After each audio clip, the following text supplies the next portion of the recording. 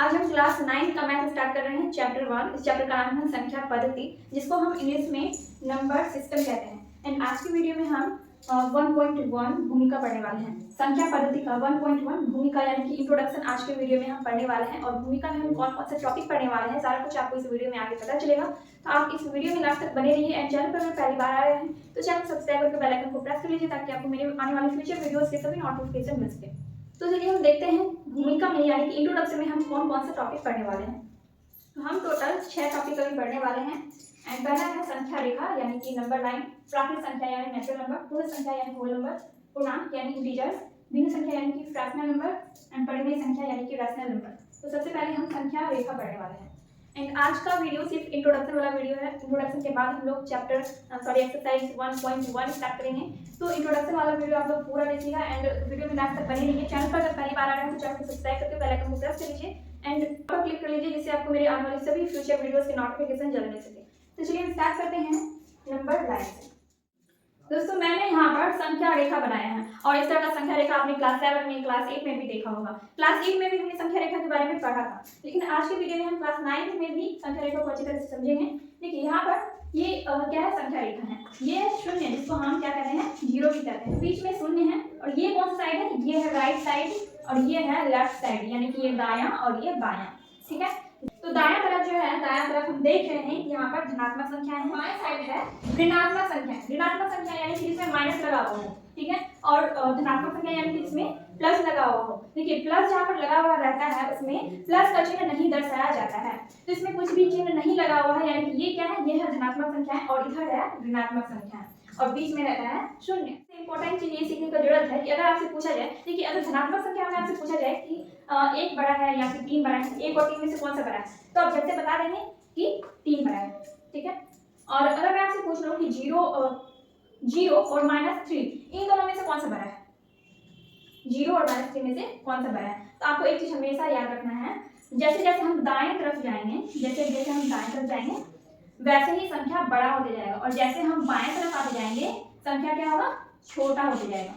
ठीक है, तो -3 और 0 में से कौन सा बड़ा है, 0 बड़ा है। -4 और -1 इन दोनों में से कौन सा बड़ा है, सिंपल सी बात है -1 ही बड़ा होगा, क्योंकि -1 जो है वो -4 के दाएं तरफ है। ठीक है, जब -4 के दाएं तरफ बढ़ रहे हैं तब जाके -1 आ रहा है, यानी कि -1 बड़ा है -4 से। ठीक है, यहाँ पर माइनस वाले में उल्टा हो जाता है, जैसे कि प्लस वाले में हम क्या करते हैं, जैसे 1 और 3 में से 3 बड़ा है। ठीक है, 1 3 से बड़ा है, लेकिन यहाँ पर क्या हो जाता है -3 और यहाँ पर -1 है, तो जो बड़ा वाला ऋणात्मक संख्या होता है वो असल में क्या होता है, छोटा होता है, और जो छोटा वाला ऋणात्मक संख्या होता है वो असल में बड़ा होता है, क्योंकि छोटे वाले के पास कम ऋण होता है और बड़े वाले के पास ज्यादा ऋण होता है। तो जिसके पास कम ऋण का मतलब समझते होंगे, ऋण का मतलब होता है कर्ज। तो जिसके पास कम कर्ज होता है वो क्या हो गया, वो हो गया बड़ा, और जिसके पास ज्यादा कर्ज हो गया वो हो गया छोटा। ठीक है, या फिर आप सिंपल से तरीके से याद रख सकते हैं कि जैसे जैसे हम दाएं तरफ बढ़ते जाते हैं संख्या बड़ा होता है और बाएं तरफ आने के बाद संख्या छोटा होते जाता है। ठीक है, तो यहाँ तक आपको कोई भी प्रॉब्लम नहीं होगा। अगर आपसे पूछा जाए कि -2 और -8 में से कौन सा बड़ा है, तो आप बता सकते हैं -2 बड़ा है। ठीक है, -10 -20 में से कौन सा बड़ा है, -10 बड़ा है। ठीक है, और इसमें तो कोई प्रॉब्लम ही नहीं है, इसमें आप आसानी से बता ही सकते हैं, जो भी संख्या दिखने में बड़ा होगा वही इसमें बड़ा होगा। या फिर इसमें आप आसानी से बता सकते हैं कि दाएं तरफ जैसे हम बढ़ेंगे जो भी संख्या दाएं तरफ होगा वो क्या होगा, बड़ा होगा। जैसे कि 2 1 से बड़ा है, क्योंकि 2 जो है 1 के दाएं तरफ है। ठीक है, आई होप आपको संख्या रेखा समझ में आ गया होगा। एंड अब हम देखने वाले हैं नेक्स्ट टॉपिक, जिसको हम इंग्लिश में नेचुरल नंबर कहते हैं, यानी कि प्राकृत संख्या। तो अब हम पढ़ने वाले हैं प्राकृत संख्या के बारे में, जिसको हम इंग्लिश में कहते हैं नेचुरल नंबर। तो नेचुरल नंबर का अगर आपसे डेफिनेशन पूछा जाए यानी कि परिभाषा पूछा जाए तो आप क्या बोलेंगे, गिनतीवर्ग जितनी भी संख्या होती है उसको हम क्या कहते हैं, नेचुरल नंबर कहते हैं। जैसे कि 1 2 3 4 और इन्फिनिटिव यानी कि अनंत तक जितना भी हम गिन सकते हैं उन सारी संख्याओं को हम कहते हैं प्राकृत संख्या। तो प्राकृत संख्या में कौन कौन सा आ जाता है, प्राकृत संख्या स्टार्ट होता है 1 से, याद रखिएगा प्राकृत संख्या स्टार्ट होता है 1 से। 1 2 3 4 और अनंत तक आप जितना भी लिख सकते हैं, जितना भी गिनती कर सकते हैं, सबको हम क्या कहते हैं, प्राकृत संख्या यानी कि नेचुरल नंबर कहते हैं। नेचुरल नंबर की बात आता है पूर्ण संख्या यानी कि होल नंबर। तो होल नंबर कैसे बनता है, होल नंबर कहाँ से स्टार्ट होता है, सिंपल सी बात है, इसमें हम यानी कि नेचुरल नंबर में ही जब हम 0 को ऐड कर देते हैं तो वो हमारा बन जाता है होल नंबर यानी कि पूर्ण संख्या। ठीक है, यहाँ पे हम नीचे लिख लेते हैं पूर्ण संख्या, यानी कि प्राकृत संख्या में ही जब हम जीरो को ऐड कर देते हैं तो वो बन जाता है पूर्ण संख्या यानी कि होल नंबर। इसलिए होता है WHOLE whole number, whole number. तो ये स्टार्ट होता है 0 से, 0 1 2 3 4 एंड इंफिनिटिव। ओके, तो ये हो गया आपका प्राकृत संख्या, ये हो गया पूर्ण संख्या। पूर्ण संख्या के बाद आता है पूर्णांक यानी कि इंटीजर्स।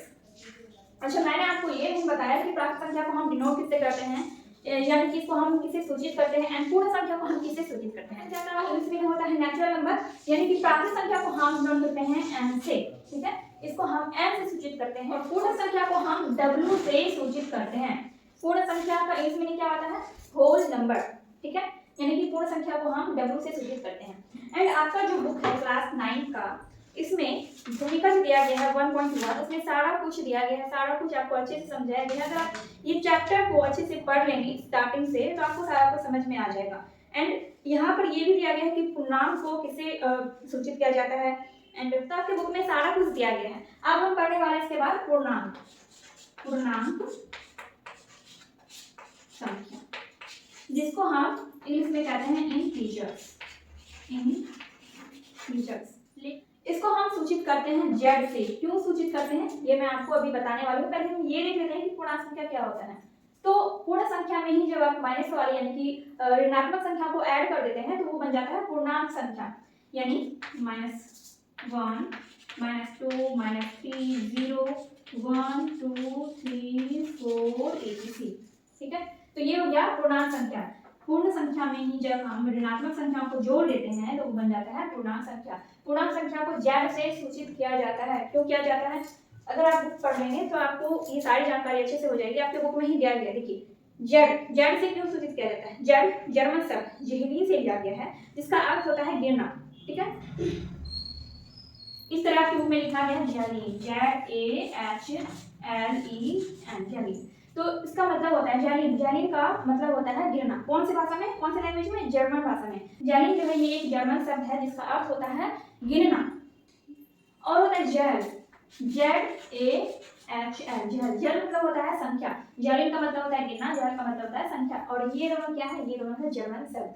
ये आपके बुक में ही पेज नंबर 2 में दिया गया। थोड़ा अच्छे से पढ़ लीजिएगा तो आपको पूरा पता चल जाएगा कि इसमें किसको किस चीज से सूचित किया जाता है। जैसे कि यहाँ पर मैंने आपको पहले ही बताया है कि प्राकृत संख्या को n से सूचित करते हैं और पूर्ण संख्या को w से, एंड पूर्णांक या इंटीजर्स को z से। ठीक है, तो अब है अगला टॉपिक भिन्न संख्या, जिसको हम इंग्लिश में कहते हैं फ्रैक्शनल नंबर। भिन्न संख्याओं के बारे में भी आपने पिछले क्लास में पढ़ा होगा, क्लास 7 क्लास 8 या फिर क्लास 6 वगैरह में। तो भिन्न संख्या यहाँ पर मैंने लिखा हुआ है, देखिए जैसे 1/2 2/4 3/4 6/2, ये सब क्या है, ये सब भिन्न संख्याएं हैं। परिमेय संख्या क्या होता है, परिमेय संख्या का डेफिनेशन बहुत ही आसान है, इसको हम दो तरीके से समझ सकते हैं। इस परिमेय संख्या में प्राकृत संख्या, पूर्ण संख्या, पूर्णांक, भिन्न संख्या, ये चारों संख्या मिला हुआ होता है। यानी कि इन चारों संख्याओं का जो संग्रह होता है उसको हम कहते हैं परिमेय संख्या यानी कि रैशनल नंबर। परिमेय संख्या का अगर डेफिनेशन पूछा जाए तो परिमेय संख्या को हम p/q के रूप में लिख सकते हैं, जहाँ पर q 0 नहीं होना चाहिए।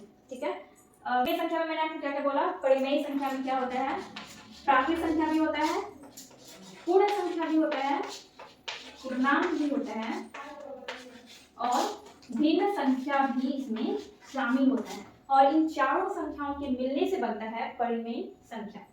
ठीक है, इस तरह से भी हम लिख सकते हैं, इन चारों संख्या के मिलने से क्या बनता है, परिमेय संख्या बनता है। परिमेय संख्या का अगर डेफिनेशन पूछा जाए तो परिमेय संख्या को हम p/q के रूप में लिख सकते हैं। p/q मतलब क्या होगा, जैसे कि मैंने यहाँ पे 1/2 लिखा तो 1 को मैंने p मान लिया और 2 को मान लिया q। ठीक है, यानी क्या है संख्या जिसको हम p/q के रूप में लिख सकते हैं, यानी कि भिन्न के रूप में हम जिसको लिख सकते हैं, और जहाँ पर q बराबर यानी कि नीचे वाला जो हर होता है वो 0 नहीं होना चाहिए, तो वैसा संख्या परिमेय संख्या कहलाता है। तो प्राकृत संख्या में सारी धनात्मक संख्या आती है, गिनती वाली संख्या आती है, पूर्ण संख्या में 0 भी आ जाता है, पूर्णांक में ऋणात्मक संख्या, धनात्मक संख्या और 0 तीनों आ जाता है। भिन्न संख्या में ये बटे वाली संख्या होती है, इसको भिन्न संख्या कहते हैं। तो परिमेय संख्या का अगर हम डेफिनेशन देखें तो जैसे हमने लिखा यहाँ पर 4/1 या फिर 2/1, तो आप ऐसा कह सकते हैं कि 4/1 या फिर 2/1 या फिर 7 5 0, ये सब क्या है, ये सब परिमेय संख्या है। ठीक है, तो तो भिन्न वाली संख्याएं भी परिमेय संख्या है, प्राकृत संख्याएं भी परिमेय संख्या है, पूर्ण संख्या भी परिमेय संख्या है और पूर्णांक संख्या भी परिमेय संख्या है।